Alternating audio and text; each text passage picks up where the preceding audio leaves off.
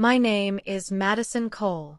24 years old, art history degree from NYU, and until 3 weeks ago, I believed that family was blood. That bonds couldn't be broken. That people who share the same last name would never rip you from their chest and throw you away like a used napkin. I was wrong. It was Sunday. The third Sunday of October, to be exact. The day the Prescott family religiously gathered for dinner at my grandfather's mansion in Greenwich, Connecticut. I was driving alone, as always. My parents died in a car accident when I was 7. Since then, Grandpa Charles was everything to me. A silver Volvo sedan winds through the tree-lined roads of Westchester County, New York. Its autumn, golden and orange leaves blanket the wet asphalt. The sky is overcast, that heavy kind of gray that seems to suck the color from the world. The mansion looms at the end of a driveway flanked by century-old oak trees. It's a 3-story Georgian colonial, with exposed brick covered in ivy, white columns at the entrance, and windows with black frames. An impeccable lawn stretches as far as the eye can see. A marble fountain sits at the center of the circular front garden. The property was over 200 years old. 6 bedrooms, 8 bathrooms, a library that looked like something out of a BBC film, and a silence that always made me uncomfortable. As if the walls kept secrets no one should know. I park next to a black Mercedes S-Class and a white Range Rover. I take a deep breath, adjust the rearview mirror, and observe my own reflection. Brown hair pulled into a loose bun, tired green eyes, almost faded nude lipstick. I didn't want to be there. For weeks I'd felt something strange in the air. Unanswered messages. Calls that went to voicemail. My Uncle Robert, who was always distant, was now ice-cold. Aunt Margaret didn't even hide her disdain anymore.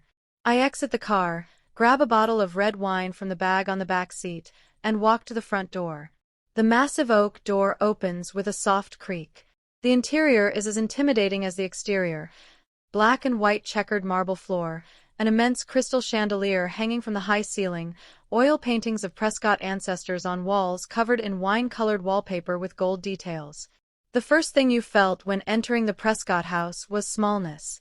Like you'd never be good enough to step on that floor. And maybe I never was. From the side corridor comes the muffled sound of conversations and restrained laughter. I walk toward the dining room, my footsteps echoing in the empty hall. The table is long, dark mahogany, capable of seating 16 people. It's set with blue and white English porcelain, baccarat crystal glasses, gleaming silver flatware, and linen napkins embroidered with the monogram P in gold. Seated around it, Robert Prescott, 52, my uncle. Graying hair, impeccable navy suit, rigid posture. Corporate lawyer, partner at one of Manhattan's largest firms. Margaret Prescott, 49, my aunt by marriage. Platinum blonde, pearl necklace, Chanel dress. Perpetual expression of someone smelling something unpleasant. Christopher Prescott, 28, my cousin. Too much hair gel, Rolex watch, white shirt without tie. Works in private equity, but actually spends his days on golf courses. Claire Prescott, 26, my cousin. Too thin, Zimmermann floral dress, perfect nails. Digital influencer with 300,000 followers who's never worked a day in her life. And at the head of the table, alone, sits Charles Prescott, 82. White hair combed back, gray tweed suit, burgundy tie. Age-spotted hands hold a glass of Scotch whiskey. His blue eyes are still sharp, but there's a sadness in them, as if he already knew everything. Grandpa Charles built an empire from scratch. Corporate lawyer in the 70s, investor in the 80s, discreet consultant to CEOs and politicians in the 90s. He was respected, feared, and rich, very rich. But money was never what mattered most to me. It was the way he looked at me, like I was special. I enter the room. Everyone looks. No one smiles. Margaret doesn't look up from her wine. You're late. Traffic on the Merit. Sorry. I set the wine bottle on the sideboard. An awkward silence hangs in the air. Christopher checks his phone. We were about to start without you. That was the first cut. Small. Precise. Like a paper cut you don't feel until you see the blood. I take my usual seat, middle of the table, between Claire and an empty chair. I look at my grandfather. Charles gives me a brief nod, but his expression is unreadable. The housekeeper, Mrs. Henderson, 68, enters with a silver tray. She's worked for the Prescotts for 40 years. She places plates of roasted duck with cherry sauce, roasted root vegetables, and buttered asparagus. Mrs. Henderson was the only one who still smiled at me. A sad smile, like she knew something I didn't. As plates are served, the conversation flows, but not to me. Robert and Margaret discuss their upcoming trip to Aspen. Christopher brags about a deal he's closing. Claire shows photos of a yacht party in the Hamptons. I eat in silence, feeling invisible. I was there, but I wasn't. Like a ghost at my own family's table. Robert stands, tapping his wine glass with a knife. The crystal chimes. Everyone, if I could have your attention for a moment. The table falls silent. Charles sets down his fork, his jaw tightening imperceptibly. Dad's decided to make some family adjustments. Given recent circumstances, it's only appropriate that we address the elephant in the room. My heart stopped. I knew. Before he even said it, I knew. Margaret leans back with a satisfied smile. It's about time we dealt with this. Christopher nods. Yeah, it's been awkward for months. Claire looks at me for the first time. No offense, Maddie, but you had to know this was coming. Know what was coming. Robert looks directly at me. You're not part of this family anymore. 6 words. That's all it took. 6 words to erase 24 years. My face drains of color. My fork clatters onto the plate. What? What are you talking about? Margaret sighs dramatically. Don't play innocent, dear. You made your choice last year. My choice? What choice? Robert's voice is cold. When you testified against the firm. When you sided with those activists. 6 months ago, I'd witnessed irregularities at Robert's law firm. Environmental violations they were covering up for a major client. I reported it. I thought I was doing the right thing. I thought family would understand. I reported illegal activity. I did what was right. Margaret's voice drips with condescension. You cost this family millions in reputation. You embarrassed us. Christopher leans forward. You went on the news, Madison. You made us look like criminals. Claire crosses her arms. My followers started unfollowing me because of you. Do you know how that felt? In that moment, I understood. I wasn't family. I was a liability. A stain on the Prescott name. My voice shakes. Grandpa. All eyes turn to Charles. The old man sits motionless, staring at his whiskey. The silence stretches. Finally, he lifts his eyes to me. Is it true, Madison? Did you know what you were doing? Tears form in my eyes. I knew I was telling the truth. Charles holds my gaze for a long moment, then looks back at his glass. He says nothing. That silence was louder than any words. It was abandonment. It was goodbye. Robert sits back down. It's settled then. Madison, you'll no longer be included in any family trusts, events, or legal documents. You've made your bed. Margaret adjusts her pearls. We'll still be civil, of course. We're not monsters. But you understand this is business. Business. That's what I was. A line item to be removed from a spreadsheet. I stand slowly, my legs unsteady. I look around the table, at the faces that once felt like home. Now they're strangers. Worse than strangers. Enemies. I understand perfectly. I walk toward the door, each step echoing in the vast room. Christopher calls after me. Madison, don't be dramatic. I turn back. Go to hell, Christopher. All of you. Margaret gasps. Well, I never. No, Margaret. You never did. None of you ever did. I storm out. I rush through the hall, tears streaming down my face. Mrs. Henderson appears from the kitchen, concern etched on her features. Miss Madison. Not now, Mrs. H. Please. The old housekeeper reaches out, touching my arm gently. She whispers, Your grandfather. He's not like them. Remember that. I nod, unable to speak, and rush out the front door.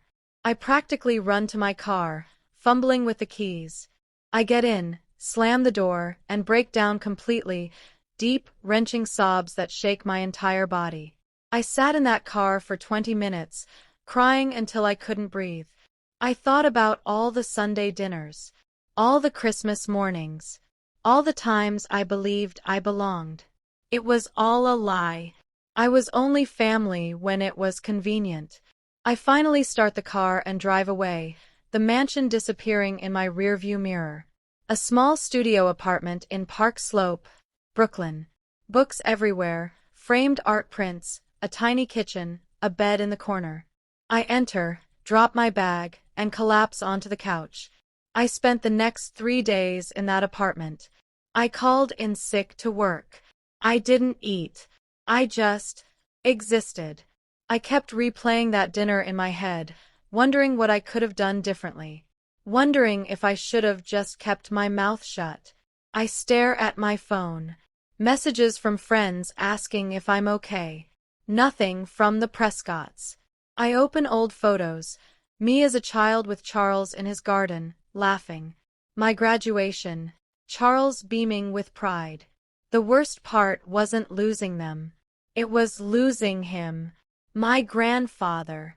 The one person who I thought would never abandon me. But then I remember. I remember being 7 years old, small hands covered in dirt, helping Grandpa Charles plant roses in that same garden where he now sits alone every evening. He taught me how to prune them, how to make them stronger by cutting away the dead parts. He said something to me that day, something I didn't understand until now. Sometimes, Madison, you have to cut away what's rotten to let what's healthy grow. I remember my 10th birthday. Everyone else forgot. Robert was closing a deal in Tokyo. Margaret was at a spa in Switzerland.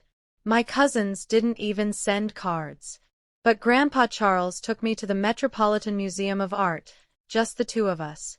We spent 6 hours looking at paintings, and he listened to every single thing I said about brush strokes and composition and color theory. At the end, he told me I was going to do something important with my life. I remember when I was 16 and applied to NYU. The family said it was a waste of money, that I should study business or law. But Grandpa Charles wrote the tuition check himself and told me to follow my passion. I remember countless Sunday afternoons in his study, him teaching me chess, telling me that the most powerful piece on the board wasn't the queen, it was the player who knew when to sacrifice. The memories flood back, and with them, a realization. He was always preparing me for this moment. He knew what they were. He'd known for years. I'm on the couch in sweatpants and an old NYU t-shirt, eating cereal straight from the box, when my phone rings. Unknown number. I almost don't answer. Hello. Madison. Sweetheart. I sit bolt upright, cereal scattering. Grandpa. Can you come over tomorrow morning? There's something we need to talk about. I don't think that's a good idea. His voice is firm but gentle. Madison. I need you to trust me one more time. Can you do that? I should have said no. I should have protected myself. But his voice. God, his voice was the same as when I was 7 years old and afraid of thunderstorms. Okay. What time? 9 o'clock. Just you and me. The next morning, I drive back to Greenwich. The leaves are falling heavier now, carpeting the roads in gold and red. The sky is clearer today, almost mockingly beautiful. My hands grip the steering wheel so tight my knuckles turn white. What could he possibly want to say? Was this the final goodbye? The official severing of ties? I pull up to the mansion. Only one car in the driveway this time, a sleek black Lexus I don't recognize. The front door is already open. Mrs. Henderson stands there, and for the first time in days, she's smiling. Really smiling. He's waiting for you in the study, dear. Go on. I walk through the entrance hall, my footsteps echoing. Everything looks the same, but it feels different, like the house itself is holding its breath. I enter the study, a wood-paneled room lined with law books, leather furniture, a massive oak desk covered in papers. Charles sits behind the desk, and beside him is Mr. Jennings, 65, the family lawyer, in a crisp suit with a briefcase. When I saw Mr. Jennings, my stomach dropped. This was it. The official disownment. The legal papers. I was about to be erased. Charles stands, smiling warmly. Madison. Come in, sit down. I sit hesitantly in a leather chair facing the desk. Grandpa, if this is about the other night, he raises a hand. Let me speak first. He walks around the desk, leaning against it, looking at me with those sharp blue eyes. Do you know what I did for 50 years, Madison? You practiced law. I defended people. Corporations, mostly. Some good, some not so good. I made a fortune doing it. And in all those years, I learned one fundamental truth. Loyalty is everything. Not blood. Not money. Loyalty. He pauses, emotion flickering across his weathered face. When you reported what you saw, you showed loyalty to something bigger than family reputation. You showed loyalty to truth, to justice, and they punished you for it. Tears well in my eyes. They said I wasn't family anymore. His voice hardens. They said you weren't family? Then let's make that official. In my way. He nods to Mr. Jennings, who opens his briefcase and pulls out documents. Jennings, show her. Mr. Jennings hands me papers. Miss Cole, these are the revisions to your grandfather's last will and testament, executed 3 days ago. I look at the documents, my hands shaking. My eyes scan the legal jargon until I see my name. And see it again. And again. I don't understand. Charles looks at me steadily. I'm leaving everything to you, Madison. The house. The investments. The trust funds. The Prescott estate in its entirety. Robert, Margaret, Christopher, Claire, they get nothing. I couldn't breathe. Couldn't process what I was hearing. This was impossible. Grandpa, you can't. I can, and I did. They said you're not family. So I'm giving my family exactly what they asked for. But this will destroy them. They'll fight it. Charles smiles coldly. Let them try. I've spent 50 years making documents airtight. This will is bulletproof. Mr. Jennings adjusts his glasses. I assure you, Miss Cole, this will withstand any legal challenge. I stare at my grandfather, overwhelmed. Why? He sits beside me, taking my hand. Because you're the only one who inherited what really matters. You have integrity, courage. You're everything I hoped my family would be, and they're just money-hungry vultures. In that moment, I understood. This wasn't just about inheritance. This was about vindication. About showing me I was never the problem. I cry openly now. I don't know what to say. Say you'll use it well. Say you'll build something good. Say you'll remember that family isn't blood, it's loyalty. I will. I promise. Word got out within days. Robert got a call from Jennings' office. Then Margaret. Then the vultures descended. Robert's face turns purple as he reads the will in his Manhattan office. He throws the papers across the room, screaming at his secretary to get Jennings on the phone immediately. Margaret throws a crystal vase across her living room when she hears. It shatters against the wall, just like her dreams of the Aspen chalet and the villa in Tuscany she'd already been planning to buy. Christopher punches a wall in his apartment, leaving a hole in the drywall and bruised knuckles. His private equity lifestyle was entirely funded by the trust fund he was expecting.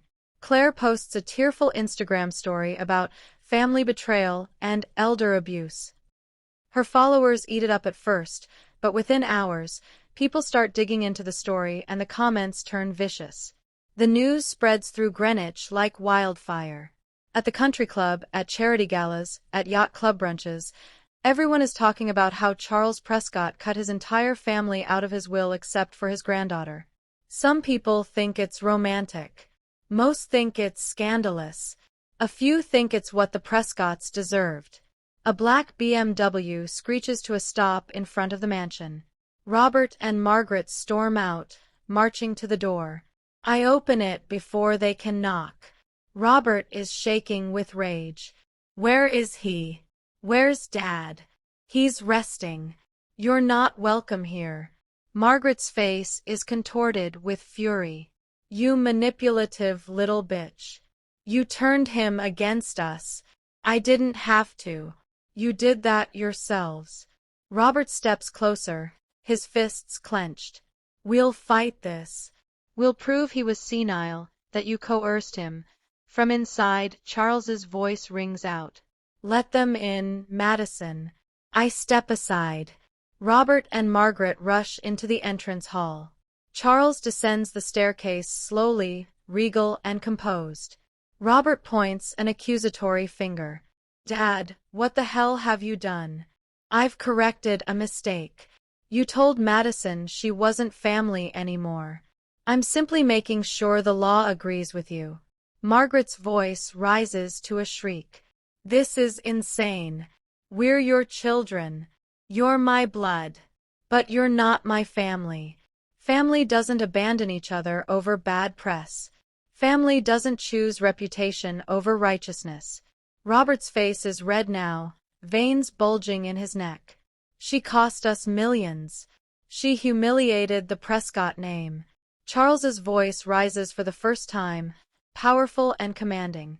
She told the truth. Something you've forgotten how to do. You've become everything I despised. Greedy, shallow, cruel. Margaret steps forward, her voice breaking. You can't do this. It's already done. Now get out of my house. Robert points at me, his finger trembling.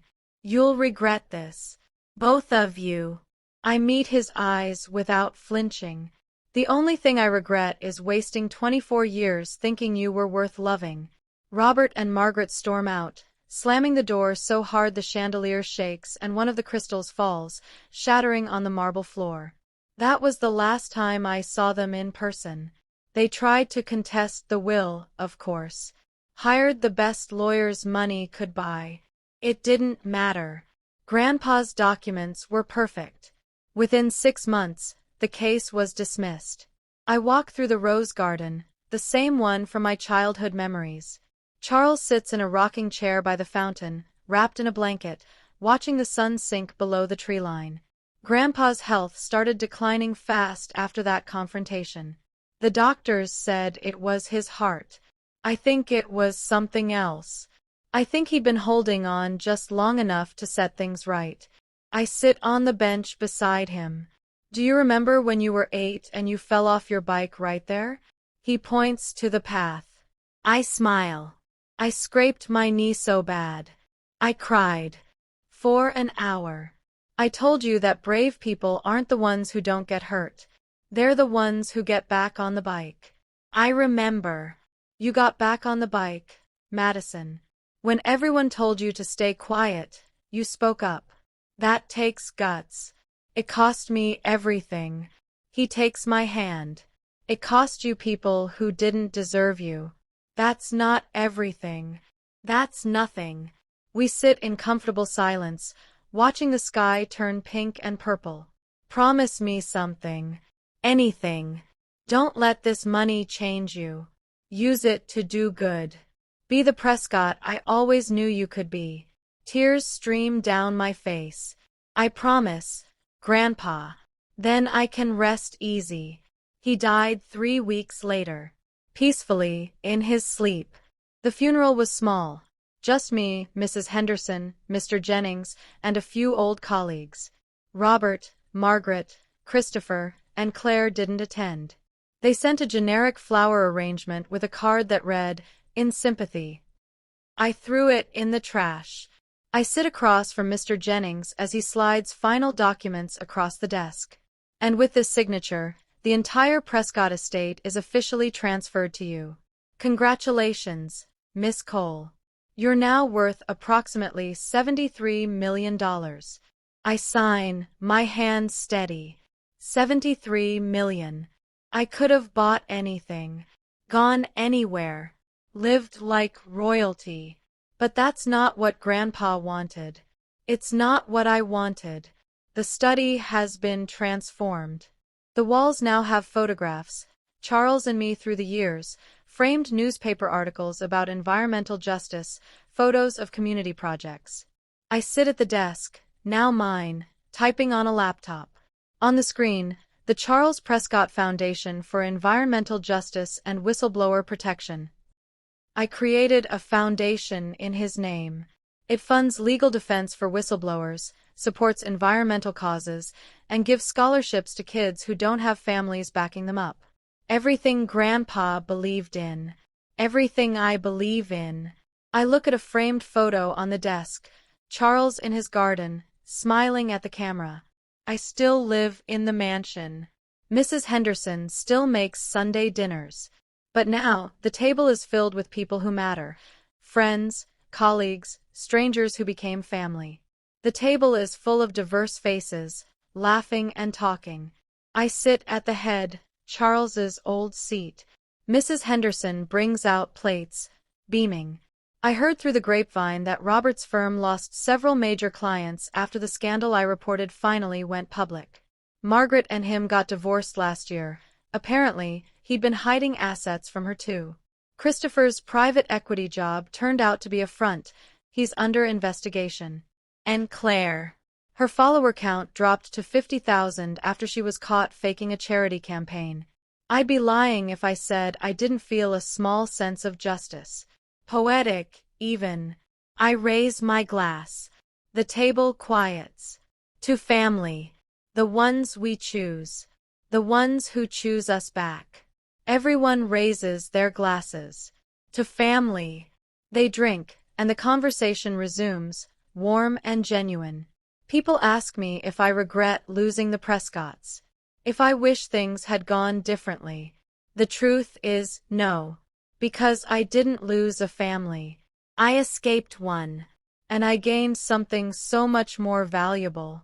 I walk alone to Charles's bench, carrying 2 glasses of whiskey. I set one down beside the empty space where he used to sit. He didn't just leave me his fortune. He left me his definition of family. And that's worth more than $73 million could ever be. I raise my glass to the sky. Thank you, Grandpa, for everything.